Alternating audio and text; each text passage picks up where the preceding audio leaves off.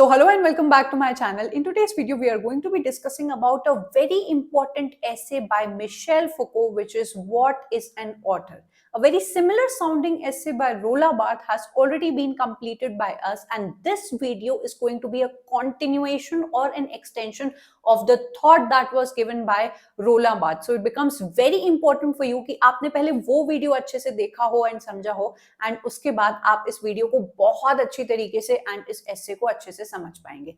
What is an Author by Michel Foucault is a very instrumental essay जो आप post structuralism theory के अंदर पढ़ते हैं. I have already explain this theory to you, तो आप जाकर हमारी लिटरेरी थ्योरी की सीरीज में जाकर इसको पढ़ सकते हैं. And if at all you want to read all the entire 14 theories and आप इनको पढ़ना चाहते हो तो आप हमारे लिटरेरी थ्योरी कोर्स का पार्ट बनके इसको इजीली कंज्यूम कर सकते हो with easy examples and explanation of the questions as well. Now what is an author को समझने से पहले आपको इस वर्ड को समझना पड़ेगा जो कि है अनोनिमस. ये ऐसा वर्ड नहीं है जो आपने कभी भी नहीं सुना होगा, पर आज आप इसके रियल मायने समझने वाले हैं. हम लोग जब भी ब्रिटिश लिटरेचर को पढ़ना स्टार्ट करते हैं या फिर हम लोग किसी भी लिटरेचर में ऐसे टेक्स्ट के कम अक्रॉस करते हैं जिसका ऑथर अननोन होता है, आपको उसके ऑथर की आइडेंटिटी नहीं पता होती है, तो उसे हम लोग अनोनिमस कहते हैं.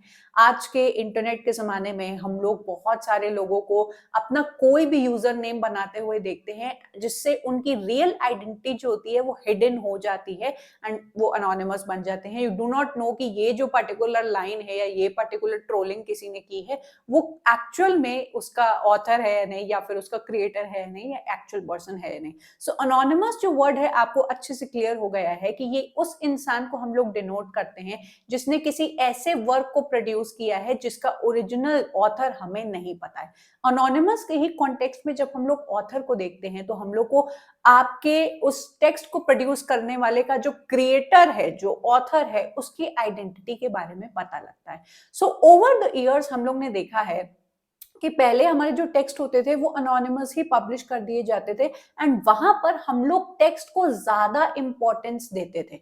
जब भी कोई ऐसा वर्क, जैसे मैं ब्यूवुल्फ, एक बहुत ही इंपॉर्टेंट एपिक पोएम है जो हम लोग एंग्लो सैक्सन एरा में पढ़ते हैं, जो आपके एग्जाम में कई बार पूछा जाता है, उसमें हम लोगों का सारा फोकस होता है ब्यूवुल्फ की स्टोरी को जानने में. उसमें कौन कौन से इंपॉर्टेंट कैरेक्टर्स हैं, प्रोटैगनिस्ट कौन है, विलेन कौन है, उस स्टोरी को समझने में हम लोग अपनी पूरी एनर्जी लगा देते हैं. We are least concerned with who the author was. पर आगे जैसे जैसे आपके टाइम्स बढ़ते जाते हैं, ऑथर की जो इंपॉर्टेंस है उसको बहुत ज्यादा हमारे समाज में, हमारी सोसाइटी में या फिर ओवरऑल इंपॉर्टेंस दी जाती है. एक टेक्स्ट की आइडेंटिटी उसका ऑथर कौन है उससे डिसाइड की जा रही है, ना कि उस टेक्स्ट में क्या लिखा हुआ है. सो इस पर्टिकुलर एसे के अंदर व्हाट इज एन ऑथर के अंदर आपके मिशेल फुको ये जो ट्रेडिशनल बिलीफ है एक ऑथर को एक्सेस इंफॉर्मेशन या फिर एक एक्सेस इंपॉर्टेंस देने का, उसको ट्रेडिशनली चैलेंज करने की कोशिश करता है. अगर आपको याद हो कि रोland बार्थ के एसे के अंदर भी हम लोग ने कुछ सिमिलर कॉन्सेप्ट देखा था जहां पे रोland बार्थ कहते हैं कि भाई आपके जो ऑथर को इंपॉर्टेंस देना हमें बंद कर देना चाहिए एंड टू अ पॉइंट कि वो ये तक बोल देते हैं कि ऑथर की डेथ हो जानी चाहिए once he publishes a particular work and जन्म लेना चाहिए आपके रीडर्स को. आपका ये जो ऐसे है बाय मिशेल फुको उसी पर्टिकुलर लाइन पे चलता है, लेकिन एक बिल्कुल ही अलग टर्न ले लेता है जहां पर ये ऑथर की कैटेगरी को ही जज करने लगते हैं, कहते हैं कि ऑथर वर्ड आया कहां से. तो आज के इस वीडियो में हम लोग यही समझेंगे. व्हाट इज एन ऑथर 1969 में पब्लिश होता है. ये सिग्निफिकेंट वर्क माना जाता है पोस्ट स्ट्रक्चरलिस्ट थ्योरी में. अगर आप इस एसे को समझ जाते हैं तो आपको पोस्ट स्ट्रक्चरलिज्म बिलीव भी एक ही बार में समझ आ जाएगा. ये चैलेंज करता है आपके ऑथर के ट्रेडिशनल नोशन को जो इतने सालों से चली आ रही है, जहां पर एक टेक्स्ट को हम लोग इंपॉर्टेंस देने के बजाय उसके ऑथर को हम लोग सारा लाइमलाइट एंड सारी अटेंशन देते हैं, ऑथर को सेंट्रल फिगर मानते हैं एंड टेक्स्ट को हम लोग साइडलाइन कर देते हैं. This essay builds upon the Roland Barthes death of the author 1967 में जो पब्लिश हुआ था, लेकिन एक थोड़ी डिफरेंट अप्रोच लेके आता है. Now you being literature students, it is very important for you कि आप इन ऑथर्स की, आप इन पर्टिकुलर एसेस की जो डेट है उसको अपने नोट्स में जरूर से लिखा करो, बिकॉज यूजीसी नेट आपसे सारे इंपॉर्टेंट एसेस को एक जगह प्लेस करके आपसे क्रोनोलॉजी में लगाने को बोल देगा। तो अभी तक हम लोग को इतना समझ में आया कि जब हम लोग किसी भी एक पर्टिकुलर टेक्स्ट के बारे में बात करने की कोशिश कर रहे हैं, हम लोग को ऑथर को इतनी इंपॉर्टेंस देने की कोशिश नहीं करनी चाहिए और ना ही हम लोग को रीडर को इतनी इंपॉर्टेंस देनी चाहिए। अगर रोला बार्थ के कॉन्टेक्स्ट में हम लोग बात करें तो रोला बार्थ ने आपके बोला था कि अब जब एक टेक्स्ट आपका पब्लिश हो जा रहा है, उसके ऑथर की ना तुरंत डेथ हो जानी चाहिए। He did not mean that literally, but उनके कहने का मतलब है जब ऑथर अपने एक टेक्स्ट को पब्लिश कर रहा है तो वो अपनी ओनरशिप को उस टेक्स्ट के ऊपर से कि ये मेरी संपत्ति है, मैंने जो सोचकर इस टेक्स्ट को लिखा है तुम उसके अकॉर्डिंग इसका मीनिंग निकालो, या फिर आप मेरी लाइफ से इसको अटैच करके देखने की कोशिश करो। रोला Barthes said a complete death of the author is a process that should occur once this particular text has been published, and then the birth of the reader should take place, जो अपने अपने societal background, अपने mental background के according, अपनी capabilities के according एक text को क्या करेंगे, इंटरप्रेट करेंगे, जिसकी वजह से हर एक रीडर एक नया मल्टीपल इंटरप्रिटेशन लेकर आएगा। And that is what this particular essay was all about. पर आपकी मिशेल फुको जब एंटर करते हैं इस पिक्चर में, वो कहते हैं कि भाई ये जो ऑथर की जो आइडेंटिटी है वो जानबूझ के बनाई गई है पावर को एक्सर्ट करने के लिए। आप सोच रहे होंगे कि ऑथर का पावर से क्या लेना देना है, तो आप लोग इस बात को समझिएगा कि मिशेल फुको ने बताया है कि ऑथर की जो कैटेगरी ही बनाई गई है वो एक कॉन्स्ट्रक्ट है, वो पावर के तहत बनाई गई है, that you need to understand. आप सोच रहे होंगे कि ये कॉन्टेक्स्ट किस तरीके से काम कर रहा है, तो आप सभी लोग को पता होगा कि Michel Foucault power, knowledge and discourse के बारे में बात करते हैं। ये तीन उनके दी मोस्ट इंपॉर्टेंट टर्म्स है, जिसके थ्रू वो ये बताने की कोशिश करते हैं कि पावर सिर्फ कुछ इंस्टीट्यूशंस होल्ड नहीं करती है कि हम लोग बोल देंगे कि अच्छा गवर्नमेंट पावर में है या फिर ये पर्टिकुलर नेता है वो पावर में है। बहुत सारी ऐसी हिडन पावर्स होती हैं हमारी सोसाइटी में जो हमें दिखाई भी नहीं देती हैं, लेकिन वो हम लोग के ऊपर अच्छा पावर कंट्रोल एक्सरसाइज करती हैं। ये होते हैं छोटे छोटे आपके इंस्टीट्यूशंस, जैसे एजुकेशन हो गया, मैरिज एक इंस्टीट्यूशन हो गया। ये जो रिचुअल्स, जो चीजें, जो इंस्टीट्यूशंस हमारे समाज में बनाए गए हैं, वो एक तरीके से आपको कंट्रोल करने के लिए बनाए गए हैं। ये बात को आप लोग थोड़ा सा डीप में जाके समझने की कोशिश करिएगा तो आप लोग को समझ में आएगा।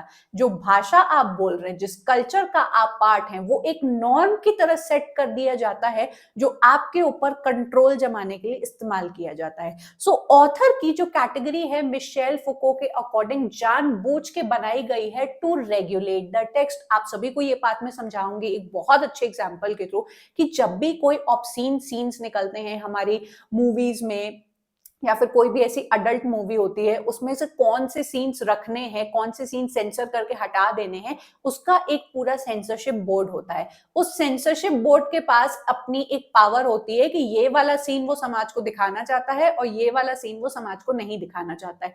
तो इससे आप लोग इन सेंसर बोर्ड की पावर को समझ पाएंगे कि वो कंट्रोल कर रहे हैं कि उनके अकॉर्डिंग ये वाला जो सीन है, हाँ ये किसिंग सीन तो हम लोग दिखा सकते हैं, ये वाला जो सीन है हम लोग नहीं दिखा सकते हैं। पर ये तय कौन कर रहा है, आपने किन पैरामीटर्स के थ्रू ये सोच लिया कि ये वाला सीन सही होगा हमारी सोसाइटी को दिखाना एंड इस वाले सीन को हटा देना है।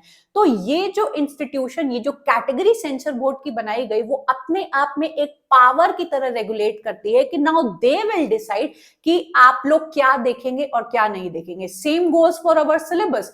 कौन डिसाइड करता है कि आपके सिलेबस में ये जाना चाहिए, तुम्हें ये पढ़ना चाहिए, इससे आपके एग्जाम में क्वेश्चंस पूछे जाते हैं। वो एक जो पावर आपका इंस्टीट्यूशन है, जो हिडन है, जिसको आप पावर और डर के रूप में नहीं देखते हो, वो एक तरीके से आपके ऊपर कंट्रोल जमाने की कोशिश करता है। And this is what Michel Foucault is saying कि ये जो ऑथर का लेबल आपने अटैच कर दिया है एक इंसान के साथ कि अरे he is the author, he is the creator of the work, आप उसको एक तरीके से हिडन वेज में पावर देने की कोशिश करते हो कि वो फिर अपने टेक्स्ट के थ्रू आपको कुछ भी कंज्यूम कराने के काबिल है।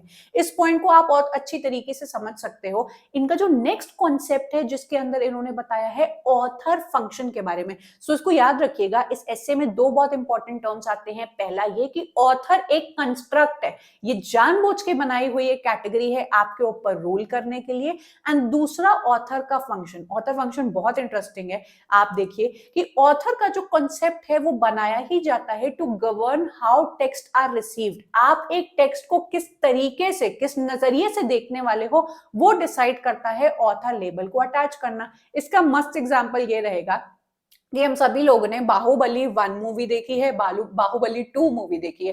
अब अगर एक टीजर निकलता है बाहुबली 3 मूवी का, तो ऑटोमेटिकली सभी जितनी ऑडियंस है वो एक्साइटेड हो जाएगी कि यार मुझे ये मूवी तो देखने जानी है, क्योंकि पहले की जो 2 मूवीज है वो हिट है। आपको उनके डायरेक्टर के बारे में पता है, आपको इन हीरो के बारे में पता है, आप अपने आप ही एक फैलेसी के अंदर चले जाओगे, क्योंकि आपने ऑथर का नाम इस मूवी के साथ अटैच कर दिया कि यार मूवी तो अच्छी होगी ही होगी।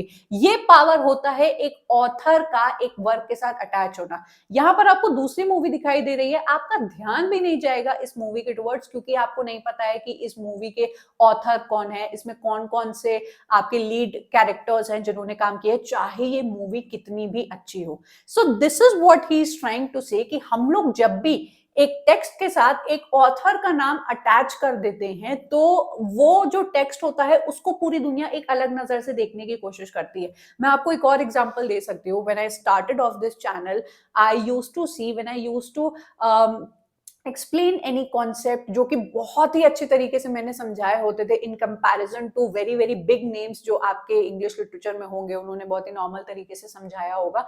तो क्योंकि उनका नाम और उनका जो सब्सक्राइबर काउंट है वो बहुत ज्यादा है, तो लोग प्रेफर करते हैं उस वीडियो को देखना। आप कभी भी यूट्यूब पर कुछ भी सर्च करिए, एक ऐसा वीडियो जो 17 मिलियन पे है और एक ऐसा वीडियो जो 231 व्यूज पे है, आप ऑटोमेटिकली 17 मिलियन वाला वीडियो देखना पसंद करते हो, क्योंकि उसमें आपको पावर एंड रिलायबिलिटी का जो कॉन्सेप्ट है वो अटैच कर दिया जाता है। सो कभी हमेशा ऐसा नहीं होता है। This is what Michel Foucault is saying कि ये जो लेबल अटैच कर देना वो एक पावर की तरीके से काम करता है, जो आप एक टेक्स्ट के साथ ऑथर की आइडेंटिटी के साथ अटैच कर देते हो। I hope the examples are clear. इससे क्या होता है कि वो जो ऑथर है वो अथॉरिटी, अपना पावर जमाने की कोशिश करेगा, एस्टैब्लिश करेगा, कंट्रोल करेगा आपके इंस्टीट्यूशंस को। और ये जो कॉन्सेप्ट है आपके ऑथर की लेबल को बनाने का, ये एक हिस्टोरिकली वेरिएबल कॉन्सेप्ट है। वेरिएबल कैसे, मैं आपको एग्जांपल देती हूँ। एंशिएंट टाइम्स में आपके ऑथर के ऊपर कोई इंपॉर्टेंस नहीं दी गई थी। जैसे मैंने आपको बियोवुल्फ वाला एग्जांपल दिया, और भी बहुत सारे ऐसे एंग्लो सैक्सन एरा में वर्क हैं जिनके ऑथर के नेम हम लोग को पता भी नहीं है, तब भी हम लोग चुपचाप उनके टेक्स्ट को पढ़ के चले जाते हैं कि भाई एग्जाम में पूछा जाता है, हमें तो टेक्स्ट से मतलब है।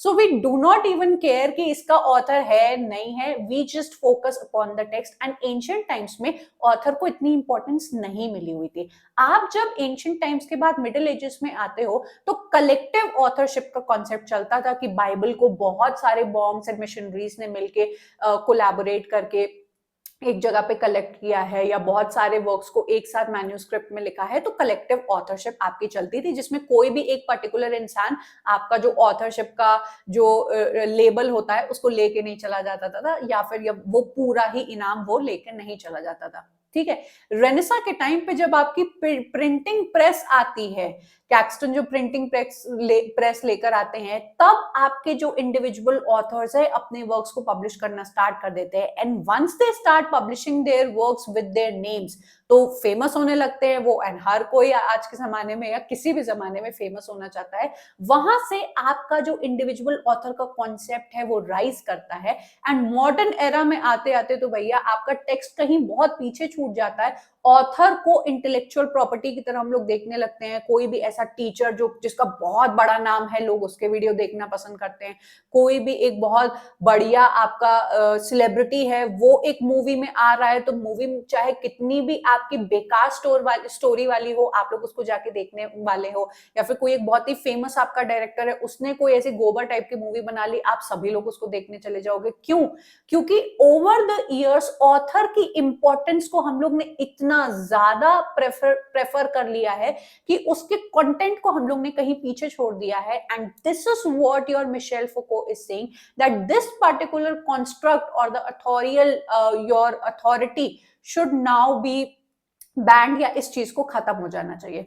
फुको denies the traditional view that the author's identity determines the meaning of the text. मैंने आपको एग्जांपल दिया कि आप कुछ भी यूट्यूब पर सर्च करिए जिसमें आपको ज्यादा व्यूज दिखाई देंगे, आप ऑटोमेटिकली उस वीडियो पर ही ज्यादा क्लिक करते हो in comparison to the other video जो आपको ज्यादा ज्ञान दे रहा है लेकिन उसके पास व्यूज कम है। तो ये जो ऑथर का अपने मटेरियल को जज करने का जो तरीका हुआ कि आपने ऑथर पे सारा फोकस लगा के उसके मटेरियल को, उसके कंटेंट को जज किया कि यार इसके इतने ज्यादा व्यूज आ रहे हैं तो ये ज्यादा सही होगा, इस चीज को आपके फुको ने डिनाई किया है, आर्ग्यू किया है। Instead he argues that meaning arises from discourse itself independent of the author's intention.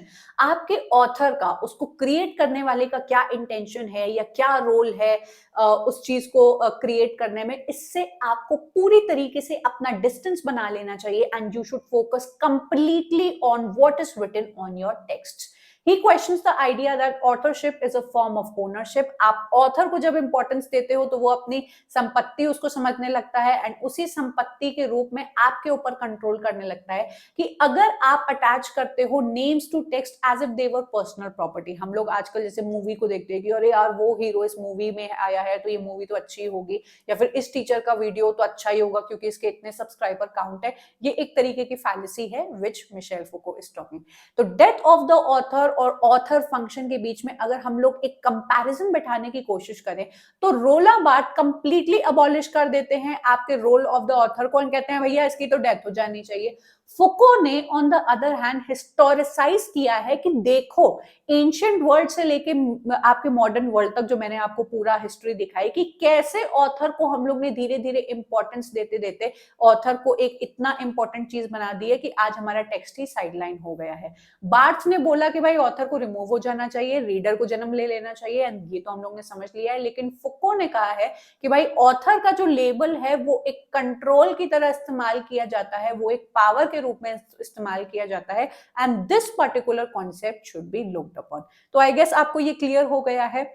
बहुत अच्छे से मैंने आपको ये जो आपका ऐसे है समझा दिया, कौन सी चीजें और अच्छी समझने वाली हैं, कौन सी चीजें और आपको अच्छे से समझनी है, वो आप यहाँ पर देख सकते हैं क्योंकि फुको के और भी इंपॉर्टेंट टर्म्स है, power and knowledge, episteme, discourse, biopower, governmentality, panopticism, genealogy, heterotopia. मैंने इस पे भी वीडियोस बनाए हुए हैं कुछ टर्म्स पे जो आप देख सकते हैं जाके। तो मेक श्योर कि आप मिशेल फुको को अच्छे से प्रिपेयर करें because this is not just all. आपके मिशेल फुको से इतने सारे क्वेश्चंस पूछे जाते हैं, आपको इनके जितने भी वर्क्स मैं आपको बताती हूँ उनको डिटेल में जाके प्रिपेयर करना चाहिए। If at all you find my teaching interesting and अगर आप इन सभी को एक ही जगह पर स्ट्रक्चर्ड वे में lecture by lecture with your explanation of questions पढ़ना चाहते हैं तो आप इस कोर्स का पार्ट बन सकते हैं। इनके फ्री डेमो लेक्चर्स अवेलेबल है, आप लेक्चर्स देखिए, अपने आप को सेटिस्फाई करिए and do B a part of these sections because ये आपके एग्जाम में बहुत सारे मार्क्स लेके जाते हैं। आपको पीवाईक्यू की प्रैक्टिस करना बिल्कुल नहीं छोड़ना है। अगर आपको लिटरेरी थ्योरी के क्वेश्चंस लगाने हैं या फिर किसी भी सेक्शन के सेक्शन वाइज क्वेश्चन लगाने हैं